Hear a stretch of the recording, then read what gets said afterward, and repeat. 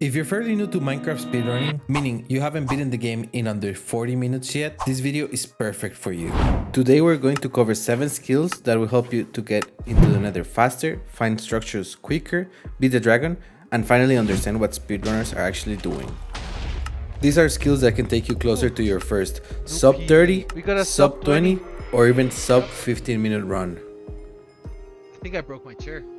And if you're not sure that you can trust me, I recently hit a new personal best of 14 minutes and 42 seconds, and I'm still trying to get it faster.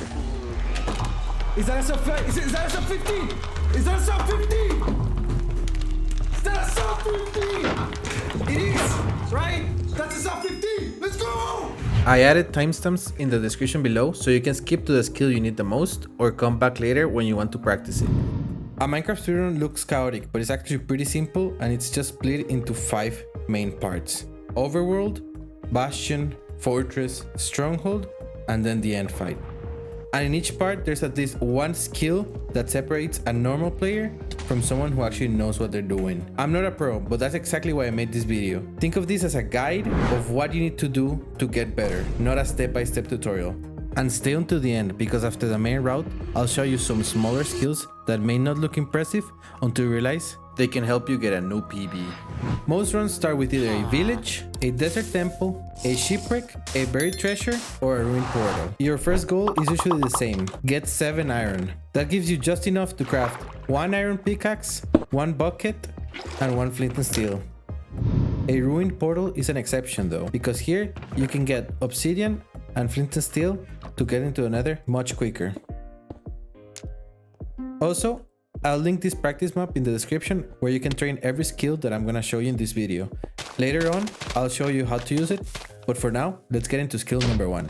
For the first method, you're going to have to find a surface lava pool, 4 blocks, and place 1 block in the middle and use your water bucket to create the edges of the portal. After this, you only have to create an L shape on one of the sides. You're gonna place the water on the corner, and then you just have to put the lava buckets in the portal frame.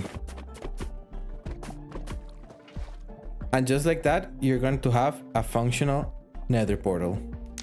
For the second method, you will also need to craft 3 doors and a boat. You will use the boat to try to find a magma ravine. You'll want to find an L shape like this, break one of the sides, place 1 door. After that, 2 doors in the back and the magma block you just broke right in front of you. After that, you can break this block right here and you'll just have to do the following.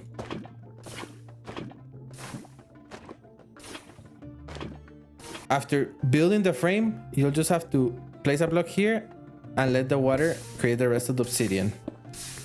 And that way, you'll have a functioning portal. A magma ravine portal has multiple ways to be done, and the L-shape 2 deep, which I showed you, is the simplest one, but also one of the slowest. So if you want a more in-depth learning, I'll link a video in the description to show you how to do all the other ways in a more detailed manner. The second you enter the nether, your job is simple: find a bastion as quick as possible. To do this, speedrunners use something called array. To do it, you can first start by lowering your FOV and opening the F3 menu. You can look at the top left corner on the E counter and you can start looking around you, and whenever the first number spikes, that's usually the direction that the bastion is.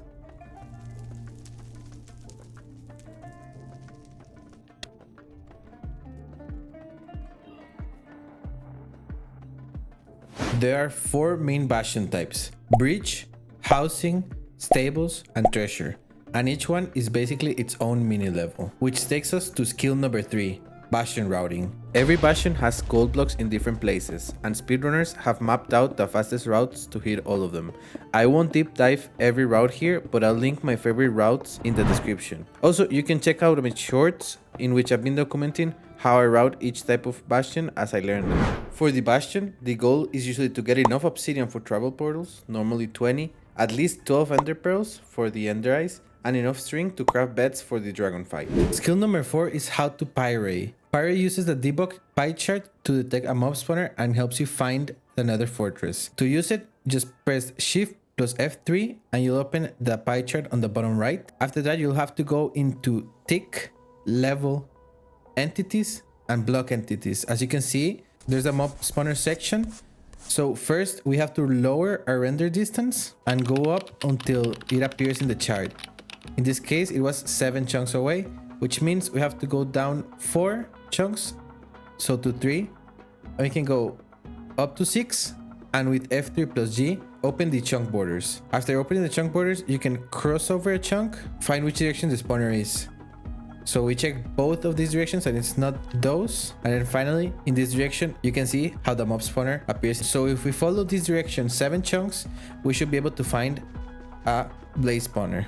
And as you can see here, here is the fortress and here is the spawner. Once you're at the nether fortress, you'll want to get as many blazes as fast as possible. To do that, you'll have to clear the area. One of the simplest way to do it is using a bed. By positioning a nether brick on top of the spawner and a bed right on top of that, you can break most of the blocks and make some spawning space for blazes. If you have TNT, you can make a donut around the spawner, place 4 TNT and blow them up. After clearing space around the mob spawner, your next objective should be to expand the platform. Usually you do this by placing soul sound around it and 3 towards the back. After expanding the platform like this, you'll have the most spawns of blazes, so you can get the 7 blaze rods you need. Once you have enough blaze rods, you should build a portal back to the overworld and calculate where the stronghold is. How? Math, trigonometry, complicated stuff. Luckily, tools like Ninjabrain Bot do the hard part for us by using ender eye throws to estimate the stronghold location. Using Ninjabrain Bot, I only need to throw 1 ender eye, positioning my crosshair in a specific place like this. I can copy the coords and calculate the location of the stronghold. Now, I won't go over how to install it, but I'll link some tutorials and guides on the description if you want to do it.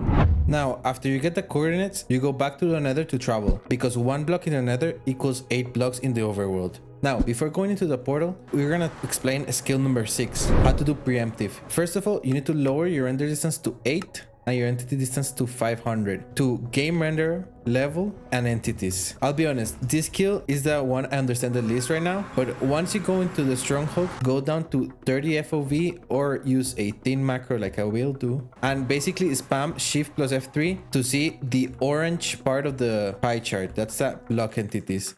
And we'll want to find a spike, basically a moment where the orange area is bigger than the rest. At my level, I'm still not that great at it, but I just basically run around the stronghold trying to follow the bigger spike I see. In this case, it's probably towards this direction.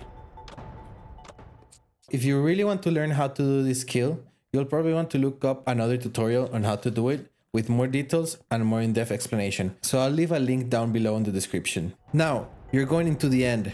You're almost done. So this is probably one of the best and most important skills you need to learn before you start speedrunning Minecraft. The 1 cycle. So to 1 cycle, basically you go to the middle fountain and you're gonna want to place 2 obsidian or crying obsidian blocks in this position. I also recommend breaking some of the ender crystals. That way the ender dragon is gonna perch faster. Another thing I recommend doing is turning on hitboxes by pressing F3 plus B. You can just keep building up when the dragon shoots you, and when you're done, just go to one of the sides and wait for the dragon to perch. Now, I know there's a faster way to kill the dragon by doing a 0 cycle, but that's a very advanced skill which I'm not going to cover because I basically don't know how to do it well yet. I don't think it's good for beginners. Now, when the dragon perches, you want to go to the middle fountain and use your bets to kill off the dragon, just like this. And if everything goes right, you beat the game. Now, before the video ends, here are 6 smaller skills that don't sound as important, but absolutely matter. First, how to wall pearl. If you wanna go up a wall quickly, you can throw an ender pearl towards it and look down before you TP and place a block below your feet, just like this. How to pearl hang. Let's say you're waiting for the blazes to spawn and you already know you want to go this direction. You can throw an ender pearl and lower your render distance. That way the pearl hangs in the air. Now you get the last blaze you needed. You get a rod and you can just up your render distance and the pearl should land down. Another skill you should learn is to know when you have to tower up. In this case, if you go 3 blocks up in the fortress, when there's wither skeletons, they will go into the edges of the bridge, so you can just punch them off. The same applies for hoglins in the Crimson Forest. If you tower up 3 blocks, they shouldn't be able to reach you, and that way you can kill them from the top. Another thing that can help you out is having your food in your offhand, because in that case, throw gold while you eat. That can be helpful if you're low in health or if you get hit while doing any of your routes. You know this one, but everyone should be able to consistently do either boat clutches and water drops. Finally, one skill that seems like not that much, but it can save you a lot of time is using the crafting recipe book. Here, if you craft using this, you can craft stuff way faster. So you should get familiarized with this interface. So speedrunning is not just about moving faster. It's also about making better decisions and fewer mistakes. The real skill is knowing the difference. I'll share the link in the description to the MCSR practice map. In here, you'll basically be able to practice all the skills you'll need to get better at Minecraft speedrunning. From portal practice to end practice, to general practice, overworld practice, crafting practice, bastion practice, and fortress practice. This map basically has all you need to become better at Minecraft speedrunning.